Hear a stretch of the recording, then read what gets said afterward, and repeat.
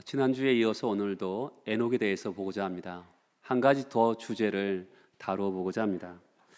지난주에는 믿음의 사람 에녹이 하나님과 동행했다, 이것을 중심으로 해서 보았습니다. 오늘 읽은 본문을 통해서 에녹의 또 다른 부분을 성경은 부각시켜 줍니다. 그것이 무엇이냐면 하나님께로부터 하나님을 기쁘시게 하는 자라 하는 증거를 받았다, 이렇게 에녹에 대해서 기록하고 있습니다. 하나님을 기쁘시게 한다고 하나님으로부터 증거를 받았다는 것입니다. 성도는 우리 생애 속에서 가장 주된 관심과 가치는요, 하나님을 기쁘게 하는 것입니다. 예수를 믿기 전에, 그렇죠? 예수를 만나기 전에는 우리는 나를 기쁘게 하고 어떻게 하면 내가 행복할까, 이러면서 우린 모든 관심이 나에게 쏟아져 있습니다. 그래서 서로 다른 배경에서 만난 남자와 여자가 부부가 되었는데도, 한 몸을 이루고 사는데도 각자 나를 위해서 어떻게 하면 기쁘게 할까, 내가 어떻게 행복해 할까, 상대방 역시 어떻게 해요? 나를 중심으로 해서 움직여야 되죠. 상대방도 나를 행복하게 하고 나를 기쁘게 하는 방식을 기대하는 것입니다. 성도가 되면, 예수를 믿고 나면 변화가 일어납니다. 변화. 핵심적인 변화는 더 이상 어떻게 하면 나를 기쁘게 할까? 어떻게 하면 내가 행복할까? 이런 삶을 살지 않고요, 어떻게 하면 하나님을 기쁘게 할까? 어떻게 하면 하나님을 즐거워할까? 그리고 하나님이 기뻐하시는 이웃을 어떻게 유익하게 할까? 이런 중심의 변화, 삶의 목표와 가치가 바뀌게 되는 것입니다. 매주 설교하는 저 역시도 예수를 믿으면 저절로 그렇게 중심의 변화가 일어난다, 이렇게 말할 수는 없습니다.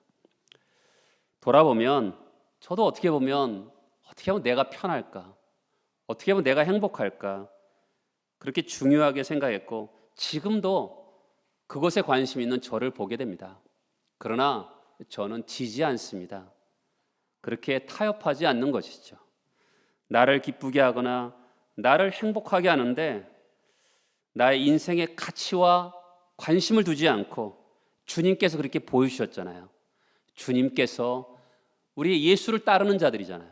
주님께서 하나님을 어떻게 하면 기쁘게 할까, 하나님을 어떻게 하면 내가 좋아하실까, 하나님 어떻게 하면 즐거워하실까, 그렇게 생의 관심과 가치를 거기다 두는 것이죠.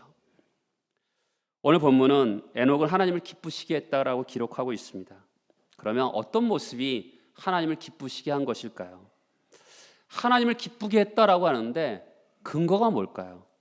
5절 하반절에 보면 하나님을 기쁘시게 하는 자라 증거를 받았다라고 합니다. 그럼 하나님을 기쁘시게 하는 증거를 받았는데 근거가 뭐냐면 6절에 보면 믿음이 없이는 하나님을 기쁘시게 하지 못한다. 믿음이 하나님을 기쁘게 했다고 말씀하고 있는 것이죠. 많은 사람들이 하나님을 기쁘게 한다라고 생각하면, 여러분 우리는 뭘 생각하죠? 마다 테레사처럼 사람들이 꺼려하는 일을 하고 사람들 눈에 와 정말 훌륭하다, 그런 삶을 떠올리게 됩니다. 그러나 성경이 말하는 것은 하나님을 기쁘시게 하는 삶이라는 것은 어떤 훌륭한 일을 했느냐가 아니라 뭐라고요? 믿음으로 했다라는 것에 있는 것이죠. 믿음이 없이는 하나님을 기쁘시게 할 수 없는 거죠.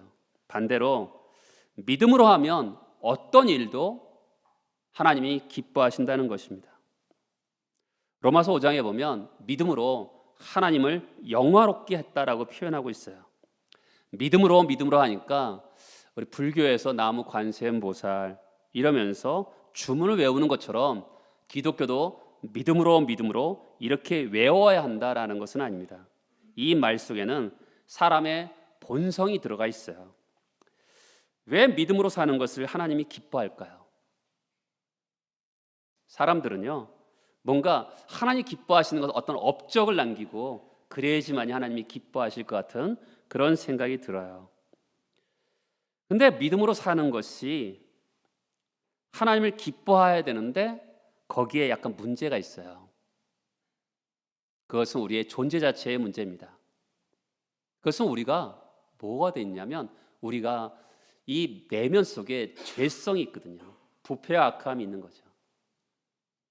예수께서 이런 말씀하십니다. 입으로 들어가는 것이 사람을 더럽게 하는 것이 아니라 입에서 나오는 것이 사람을 더럽게 한다. 이 말씀은 어머니 모태에서부터 나오는 근본적인 부패와 악함이 그런 죄성이 있다라는 것입니다. 자, 저를 보시겠어요? 여러분들이 어떤 큰 일을 했어요. 착한 일을 했습니다. 근데 그 안에 믿음으로 하지 않았어요. 그러면 그것이 어떻게 되죠? 거기에 인간의 죄성이 묻어나는 거예요. 종종 우리가 어떤 사람에게, 만약 부부에게, 남편이나 아내에게, 아니 자녀에게 내가 정말 최선을 다했다고 얘기하는 분들이 있습니다. 그렇죠? 여기 중에서는 인간적으로 정말 최선을 다한 분들이 있을 거예요. 그래도 거기에는 뭐가 나타나죠? 인간의 악함과 부패와 죄성이 거기에 묻어나는 겁니다. 우리의 최선을 다할수록 우리는 거기에 인간의 악함이 묻어나는 겁니다. 우리 내면에 진정한 변화가 있기 전에는 하나님을 기쁘시게 할 수 없는 거죠. 믿음으로 사는 것이 하나님을 기쁘게 하는 이유가 뭘까요? 여러분, 내가 악함을 인정하는 거죠. 나의 죄성을 인정하기 때문에 믿음으로 사는 것을 하나님이 기뻐하는 겁니다. 믿음의 주체는 누구죠? 나예요. 믿음의 대상은 하나님이죠. 믿음의 내용이 뭡니까? 예수 그리스도의 하신 일이잖아요. 예수 그리스도의 성육신, 예수 그리스도의 고난보심, 예수 그리스도의 죽으심, 부활하심, 승천하신, 재림하심이 그게 우리의 믿음의 내용인데 그게 뭐지요? 하나님의 은혜이죠. 모든 것은 하나님의 은혜, 믿음. 우리가 뭘 믿죠? 하나님 나에게 은혜 베푸신 것을 믿는 겁니다. 우리가 뭘 믿죠? 예수 그리스도의 그 피 흘리심을 믿는 거죠. 그러면 우리가 하나님께 믿음으로 나아갈 때 그건 뭐죠? 나의 악함이 인정하고 나의 죄성을 인정하면서 나의 최선을 다한다 하더라도 거기에는 얼마든지 악함이 묻어나기 때문에 내가 나의 최선을 한다 하더라도 거기에는 죄가 묻어나는 거거든요. 그러면 그 죄가 묻어나는 것을 하나님 기뻐하시겠습니까? 기뻐하지 않는 거죠. 믿음으로 할 때 하나님 기뻐하신다는 게 뭐죠? 그것은 나의 악함을 인정하면서 예수 그리스도의 그 보혈을 의지하고 하나님의 은혜를 인정하면서 나는 악하지만 그분을 믿고 신뢰하면서 어떤 일을 할 때 하나님이 기뻐하신다고 우리가 말씀하고 있는 것이죠. 아무리 최선을 다하고 아무리 훌륭한 업적을 남긴다 하더라도 하나님이 기뻐할 수가 없는 거죠. 그런데 아무리 작은 일을 한다 하더라도 믿음으로 하나님께 나아가면 하나님이 큰 기쁨이 되는 것이죠. 사랑하는 여러분, 믿음으로 말미암은 구원, 믿음으로 말미암은 삶을 가르칠 때 정말 기독교는 그것을 가르치거든요. 믿음으로 말미암은 구원, 믿음으로 말미암은 삶을 가르칩니다. 하나님과의 바른 관계 안에 들어가는 것은 믿음으로 말미암는 구원과 삶 속에서 이루어지는 것이죠. 사람이 구원받고 구원받은 존재로서 하나님을 기쁘게 할 수 있는 것은 믿음밖에 없는 거죠. 믿음으로 하나님을 기쁘시게 하고, 그런데 세상에 감동할 만한 큰 일을 했어요. 근데 그것이 믿음으로 하지 않았다면 어떻게 되죠? 하나님이 기뻐하지 않는 거죠. 그러니까 우리가 세상을 보는 관점이 달라져야죠. 우리가 자녀들이 큰 일을 했어요. 그게 믿음으로 한 일이라면 하나님이 영광 받으시는 거고, 그것이 믿음으로 하지 않고 오로지 자기의 죄성과 자기의 부패함이 드러난다면 그것은 아무리 큰 업적이라도 하나님이 기뻐하시지 않는 일이 되는 거죠. 그러니까 아무리 훌륭해 보여도 믿음으로 하지 않으면 거기에 가치가 없는 겁니다. 우리 자체가 악함과 부패함이 있기 때문에 하나님께 영광 돌릴 수가 없는 거죠. 우리 지난주에 봤잖아요. 창세기 4장에 보면 여러 가지 악기를 만드는 조상도 나오고 정말 기계도 만들고 목축업도 나옵니다. 근데 그것은 자기를 기쁘게 하는 일이었죠. 그것이 하나님을 영화롭게 한 것은 아니죠. 그러나 에녹은 정말 어떻게 보면 큰 기적도 없어요. 하나님과 동행했다라는 말도 밖에 없단 말이죠. 근데 하나님께서 그것을 믿음으로 했기 때문에 그가 한 일은 별로 없어 보이는데 하나님은 그가 믿음으로 행한 일을 기뻐하고 즐거워하고 그를 통해서 영광받았다고 성경은 이야기하고 있는 것이죠. 믿음이라 말할 때 뭘 믿는 거죠? 믿음의 대상과 믿음의 내용이 선명해져야 되는 것이죠. 우리가 교회에서요, 믿음으로 말을 많이 합니다. 그런데 뭘 믿는 거죠?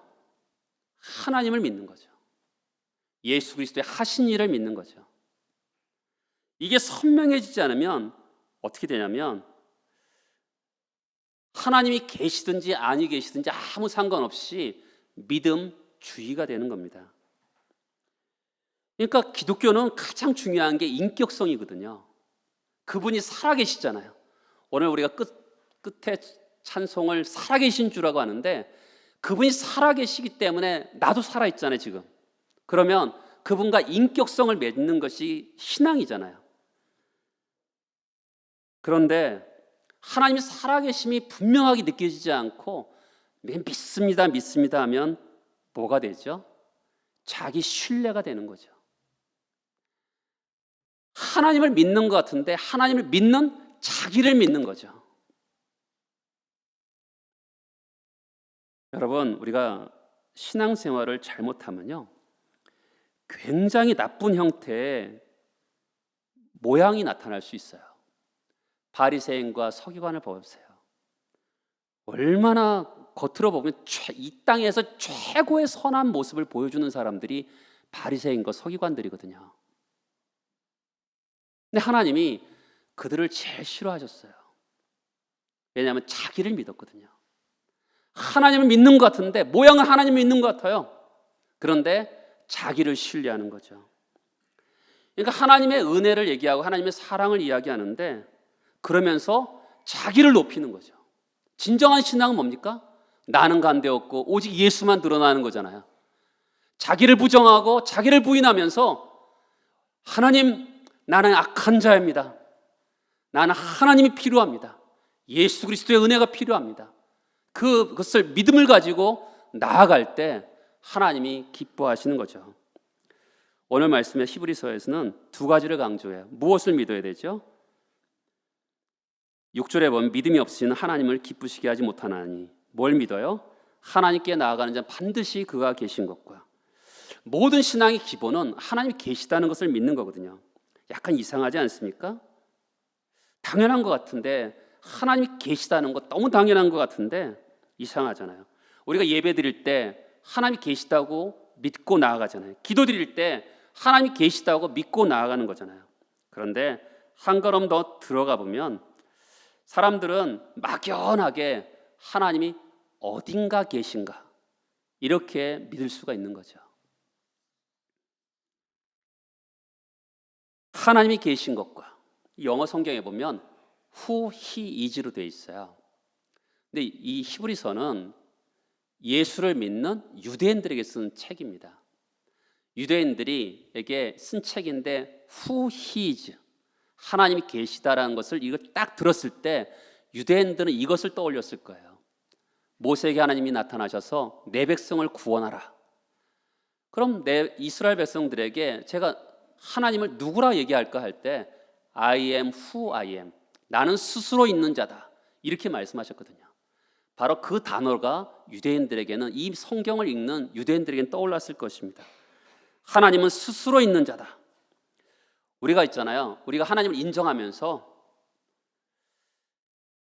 우리가 인정해 주면서 존재하시는 분이 아니라 이미 만세전에 계시고 모든 만물의 근원 되신 그 하나님을 우리가 믿는 거죠. 모세가 믿었고 그 시대 2000년 전의 사람들이 믿었고 지금도 우리가 하나님이 살아계신 것을 믿는 거죠. 거기 계시며 말씀하신 하나님, 하나님이 거기 계시면서 지금도 우리에게 찾아와서 말씀하신 그 하나님을 믿는 거죠.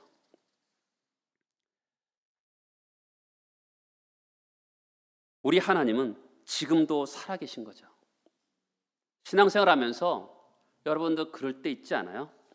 하나님이 나의 어려움을 돌봐주지 않으시고 침묵할 때 하나님이 죽은 하나님처럼 느껴질 때가 있어요. 니체가 그랬거든요. 사신신학이라고, 하나님 죽었다. 그런데 오늘 말씀처럼 아브라함의 하나님, 이삭의 하나님, 야곱의 하나님 지금도 살아계시죠. 모세의 기적을 일으켰던 하나님 지금도 살아계시죠. 엘리야의 기적을 일으켰던 하나님 지금도 살아계시죠. 마르틴 루터가 종교회의에 갈 때 잘못하면 화형을 당하고 추방당할 수도 있었어요. 고민합니다. 근데 그의 부인이 상복을 입고, 까만 상복을 입고 막 우는 거예요. 왜 우냐고 그랬더니 하나님이 죽어서 운다고. 아니 무슨 하나님이 죽었냐고. 당신이 지금 보니까 하나님 죽은 것 같다고. 그렇게 책망하면서 나갈 때 마르틴 루터가 하나님은 살아계시다면서 그 윈스 공회의 기왓장들이 다 마귀일지라도 나는 여호와로 말미암아 승리하라 하면서 나아가는 것이죠. 여러분, 우리 인생에서 고민될 때 옆에 사람에게 하는 말이 딱 한마디면 대촉합니다. 하나님 죽지 않고 살아계셔. 이 한마디면 족한 거예요. 왜냐하면 그 하나님, 지금도 죽지 않고 시퍼렇게 살아계신 그 하나님, 오늘도 우리가 나아갈 때 그 믿음을, 살아계시다고 믿는 그 믿음을 하나님이 기뻐하시다는 거죠. 두 번째는 자기를 찾는 자들에게 상 주신이심을 믿는 거죠. 여러분, 하나님이 상 주신다는 것을 믿습니까? 여러분, 우리는 상을 주신다고? 그거는 어린아이들이 믿는 거지, 이렇게 생각할 수 있어요. 뭐 하나님 앞에 나아가면서 뭐 상 받기를 바래, 그냥 믿는 거지. 그것은 성경이 말하는 믿음이 아니에요. 성경이 말하는 믿음이 뭐예요? 하나님께 나아가는 자는 반드시 그가 상 주실 것을 믿는 믿음인 거죠. 한번 하나 예를 들어볼게요. 아브라함의 예를 들어보면, 자 10절에 보세요. 하나님이 계획하시고 지으실 터가 있는 성을 바랐어요. 16절에 보면요, 이제 더 나은 본향을 바라봅니다. 아브라함은 하나님이 상 주시는 것을 바라봤는데, 어떤 성이요? 하나님이 계획하시고 지으실 터가 있는 성을 바라보는 그런 상을 바라본 것이죠. 모세를 볼까요? 26절에 보면 맨 뒤에 보면 상 주심을 바라봅니다. 바로는요, 바로의 공주의 아들이라 칭함을 거절해요. 고난을 받는 것을 선택합니다. 애굽의 모든 보화를 거절해요. 이유가 뭡니까? 상 주시는 이심을 바라봤기 때문에 그래요. 여러분, 오늘 성경 보세요. 6절에 보면 어떤 사람에게 상을 주세요? 그렇죠. 자기를 찾는 자들에게 상을 주는 거예요. 자기를 찾는 자. 아무나에게 상을 주는 게 아니라 자기를 찾는 자들에게, 빈손으로 돌려보내지 않으시고 무언가를 들려서 보내고 싶어 하시는 하나님의 마음을 느낄 수 있는 거죠. 간절히 찾는 자, 부지런히 찾는 자, 신실하게 진정으로 찾는 자에게 상을 주신다는 거죠. 우리가요, 마음을 담아서, 목소리를 담아서 하나님 하고 찾으면 너무 좋아서 우리에게 손에 뭔가 들려서 보내주기를 좋아하신다는 거죠. 근데 죄인으로 태어난 우리는요, 하나님에 대해서 왜곡된 마음이 있어요. 이 세상을 살아가면서 습득된 지식이죠. 이 세상에서는 힘이 세고 권력 있는 사람들을 만나기가 어렵잖아요. 뭔가 탁월하고 뭔가 특별한 사람만 그런 사람들을 만날 수가 있는 거죠. 하나님 앞에 나아갈 때 우리도 그런 이 세상의 습득된 지식으로 나는 별것도 없는 인간인데 나를 만나 주실까? 나에게 무슨 상을 주실까? 이런 생각이 들 수가 있는 거거든요. 근데 하나님은 성경은 그렇게 말하지 않아요. 하나님은 인간의 몸을 가지고 이 땅에 찾아오신 하나님이거든요. 넘치는 사랑으로 우리를 존귀하게 하시고요, 하나님을 찾는 자는 누구든지 예외 없이 상 주시기를 기뻐하신다는 거죠. 이 세상에서 힘 있는 사람과 능력 있는 사람은 우리를 다르게 대하죠. 그러나 하나님은 언제나 믿음으로 나오기만 하면, 어떻게 해요? 믿음으로 나오고 간절히 찾는 자, 찾기만 하면 상을 주시기를 기뻐하신다고 말씀하고 있는 것이죠. 잠언 8장에 보면요, 나를 사랑하는 자가 나의 사랑을 입으며 나를 간절히 찾는 자가 나를 만날 것이다. 예레미야 29장에 보면 너희가 온 마음으로 나를 구하면 나를 찾을 것이고 나를 만나리라. 이 말씀을 읽다가 기도하다 보면 응답이 안 되면 기도를 멈출 때가 있어요. 여러분, 이 세상의 습득된 지식으로 하나님을 바라보면 낙심이 됩니다. 기도하다가 응답받지 못하면 오늘 잠언서의 말씀과 에레미야 말씀은 간절히 찾는 자, 온 마음으로 구하면, 이런 말씀 읽으면 한번 어떨 때는 별짓을 다 하죠. 기도하다 보면 간절히 찾는 자가 나를 만나는데 별로 만나주시는 것 같지 않을 때가 있거든요. 그러면 어떻게 하냐면 앉아있는 것도 죄송스러워서 어쩔 때는 일어서기도 하고, 일어서기도 죄송스러우면 손을 들기도 하고, 어쩔 때 보면 너무 답답하면 무릎 꿇는 것도 안 돼서 그냥 납작 엎드려 버릴 때가 있거든요. 왜냐하면 간절히 찾는 자가 만난다니까 하나님을 향해서 어쩔 때 금식하면서 막 하나님을 간절히 온 마음으로 찾을 때가 있어요. 그러면 응답이 안 되면 어떻게 되죠? 하나님이 기준에 내가 간절히 찾는 게, 온 마음으로 찾는 게 아직 상달되지 않았나 보다, 그 기준에 아직 먹히지 않나 보다. 그거 어떻게 되죠? 좌절하죠. 눌림이 되죠. 내가 좀 더 간절히 찾으면 만나주시고 온 마음으로 찾으면 하나님이 나를 만나주신다 했는데 왜 나를 만나주시지 않을까, 이러면서 좌절할 때가 너무나 많습니다. 성경을 연구하면서 바르게 보게 되죠. 간절히 찾더라, 이건 뭐냐면 하나님밖에 없다라는 거거든요. 이 문제를 해결할 수 있는 것은 하나님밖에 없습니다. 그리고 부르짖는 자에게 하나님이 기뻐하시고 상을 주신다는 거죠. 그렇죠? 여러분, 하나님을 간절히 찾아보세요. 하나님, 이 문제를 해결할 분은 하나님밖에 없습니다. 그게 간절히 찾는 거죠. 로마서 8장에 보면 자기 아들을 아끼지 아니하시고 우리 모든 사람을 위하여 내어주시니까 어찌 그 아들과 함께 모든 것을 우리에게 주시지 않겠느냐. 성경은 모든 것이라고 표현합니다. 에베소 1장에 보면 우리 주 예수 그리스도의 아버지께서 그리스도 안에서 하늘에 속한 모든 신령한 복을 주신다. 성경은요, 이 모든이란 말을 주저없이 해요.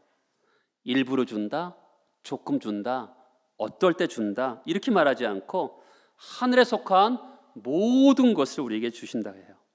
에베소 3장에 보면 우리 가운데 역사하신 능력대로 우리가 구하거나 생각하는 모든 것에 더 넘치도록 능히 하실 이야기. 빌립보 4장에 보면 나의 하나님이 그리스도 예수 안에서 영광 가운데 그 풍성한 대로 너희 모든 쓸 것을 채우시리라. 여러분, 하나님은요, 우리가 일한 공로와 자격 때문에 주시는 게 아니라 예수 그리스도 안에서 넘치도록 주시는 거죠. 우리는 착각할 때 있죠. 내가 이쁜 짓 하면 하나님 더 주시겠지. 우리가 이쁜 짓 해도 우리는 거기에 항상 죄악과 죄성과 부패가 나타나요. 예수 그리스도 안에서 믿음이죠. 그 믿음으로 할 때 모든 필요한 것들을 우리에게 주신다고 말씀하는 것이죠. 여러분, 그렇다면 하나님 주시는 상은 무엇일까요? 여러분, 하나님 주신 상, 이 상은 성경에서 계량화, 물량화 돼 있어요. 그렇죠? 물질화 돼 있죠. 아브라함에게 이 상을 주시는데 더 나은 본향을 주신다. 이것은 어떤 우리 머릿속에 물질화, 계량화 돼 있는 것이죠. 하나님이 상을 이렇게 표현하고 있는 거예요. 그냥 우리에게 상하면 추상적으로 보여주시는 것이 아니라 우리에게 어떤 형태를 가지고 보여주시는 거거든요. 그 중에 한 가지는요, C.S. 루이스가 영광의 무게라는 이야기에서 이렇게 얘기해요. 하나님이 심판하실 때 주여 주여 우리가 주의 이름으로 선지자 노릇하며 주의 이름으로 귀신을 쫓아내며 주의 이름으로 많은 권능을 행했습니다 했더니 예수께서 내가 너희를 도무지 알지 못한다. 어떻게 모를 수 있겠어요? 내가 너희들은 나와 상관이 없다. 아무런 상을 줄 수 없다. 이렇게 말을 하는 거죠. 또한 주의 오른편에 있는 자에게 내가 줄일 때 너희가 먹을 것을 주었고 목마를 때 마시게 하였고 나그네 되었을 때 영접하였고 헐벗었을 때 옷을 입혔고 병들었을 때 돌봤다. 그들을 인정해 주잖아요. 인정해 준다는 게 뭘까요? 이 C.S. 루이스는 이것을 고맙다라고 표현해요. 고맙다. 네가 나를 위해서 참고 인내한 것을 내가 안다. 이게 상인 거죠. 여러분, 우리가 하나님이 우리에게 고맙다라고 하면 영광의 무게가 있으면서 막 울 것 같아요. 한 것도 없는데 하나님 앞에 갔을 때 고마워. 그러면 그거로 충분하지 않을까요? 그 창세기 15장을 한번 보겠습니다. 15장 1절이에요.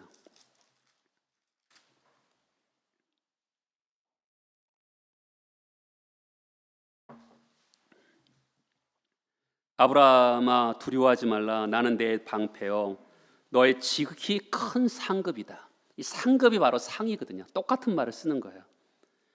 그러니까 하나님 뭘 주시죠? 하나님 자신을 주는 거죠. 하나님 자신 안에 모든 게 다 있지 않겠습니까?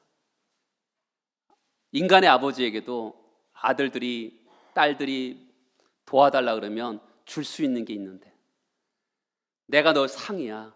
내가 너의 상급이야. 그 하나님 안에 모든 게 다 들어있는 거죠. 하나님 우리가 찾고 구하면 가장 좋은 것을 주시는데 성령을 우리에게 선물로 주시죠. 또 말씀을 들었을 때 성령의 나타남과 능력으로 그 말씀이 믿어지는 것입니다. 그리고 죄를 씻어 도말하시는 용서의 확신도 주시고요. 하나님 나라 가는 안전한 마음도 우리에게 상으로 주시는 거죠. 사망을 이기는 생명의 권능도 우리에게 주시고 이 땅과 하나님 나라에 필요한 모든 것을 공급해 주시는 것입니다. 모든 게 다 공짜죠. 하나님 앞에 나아갈 때 우리에게 주시는 수많은 것들입니다. 우리가 긍휼하심 받고 때를 따라 돕는 은혜를 얻기 위하여 은혜의 보좌 앞에 담대히 나아갈 것입니다. 그렇죠? 은혜의 보좌 앞에 나아가서 하나님께 구하면 간절히 그를 구하는 자에게 찾는 자에게 하나님께서 상을 주신다 그러잖아요. 그 상을 받아서 나만 잘 먹고 잘 사는 것입니까? 여러분 그러면 해를 받는 거예요. 나만 행복하고 내 가족만 행복하면요 결국은 그 다른 사람의 잘못으로 인해서 나에게 해가 오는 거거든요. 나에게 하나님께서 충분하게 물질을 주시면 그것을 흘려보내줄 줄 알아야 되는 것이죠. 하나님을 영화롭게 하고 하나님을 생애 첫 자리에 두고 믿음으로 살 때 하나님이 기뻐하시는 것이죠. 마무리하면서 하나만 더 보도록 하겠습니다. 히브리서 11장에는 오늘 우리까지 두 명을 봤죠. 아벨과 에녹이죠. 두 사람 다 하나님을 기쁘게 했습니다. 두 사람 다 하나님을 영화롭게 했고 그런 복된 삶을 살았습니다. 근데 한 명은 죽었어요. 에녹처럼 얼마든지 아벨을 보호하시고 데려갈 수 있었을 텐데 아벨은 살인을 당하여 죽습니다. 세상이 성도로 어떻게 대해야 하는지 아벨을 통해서 보여주는 거죠. 아벨은 죽이는 방법으로 데려가세요. 반면에 에녹은요 아벨과 똑같이 믿음으로 살았는데 그는 고통 없이 에녹은 데려가십니다. 자, 저를 보시겠어요? 여러분 아벨이 되고 싶으세요? 에녹이 되고 싶으세요? 다 똑같죠. 에녹 되고 싶죠. 누가 살인당해서 죽임을 당해서 하나님께 가고 싶겠어요? 다 하나님과 동행하다가 하나님 앞에 가는 것을 다 원하죠. 제가 어제 우리 아들 딸을 위해서 기도하면서 제가 한번 기도해 봤어요. 막 기도하는데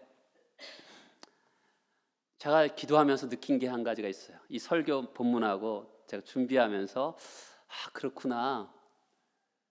나는 에녹을 원하는구나. 아벨을 원하지 않구나. 우리 애들도 세상 사람들처럼 어느 학교를 가고 어느 직장을 가기를 원하는구나. 세상은 다 똑같은 길을 원해요. 근데 하나님은요, 다른 길을 원하시는 거죠. 한 면에서는 아벨처럼 사는 사람이 있고 어떤 사람은 에녹처럼 살게 하시는 거죠. 하나님은 다양하게 사람들을 쓰시고 부르시고 이렇게 하는데 우리들은 어떻죠? 다 아벨은 싫고 에녹처럼 살다가 가기를 원하는 거죠. 그러니까 사람들의 기도가 어때요? 여러분들과 저의 우리 자녀들을 위한 기도는 다 똑같을 거예요. 다르지 않고 다 똑같아요. 왜요? 우리는 좋은 것만 찾기 때문에 그렇습니다. 근데 하나님은 어떻게 하시죠? 다름을 통해서 하나님을 영화롭게 하고 다름을 통해서 하나님을 기쁘게 하고, 그렇죠? 그런데 우리는 한쪽 길로만 가기를 원하는 거죠. 우리가 생각하는 이 세상의 습득된 지식을 가지고 한쪽 길로만 가면서 이 길이 하나님을 영화롭게 한다고 생각하는 거죠. 하나님은 그런데 다르게 역사하시면서, 각자 다르게 역사하시면서 그 사람을 통해서 믿음으로, 그 사람이 어떤 일을 하든지 믿음으로 하면 하나님이 그를 기쁘게 여기시는 거죠. 어느 교회에 있었던 이야기입니다. 믿음 좋은 권사님이 목사님에게 우리 딸이 참 좋은데 아직 시집을 못 갔어요. 목사님이 이렇게 얘기합니다.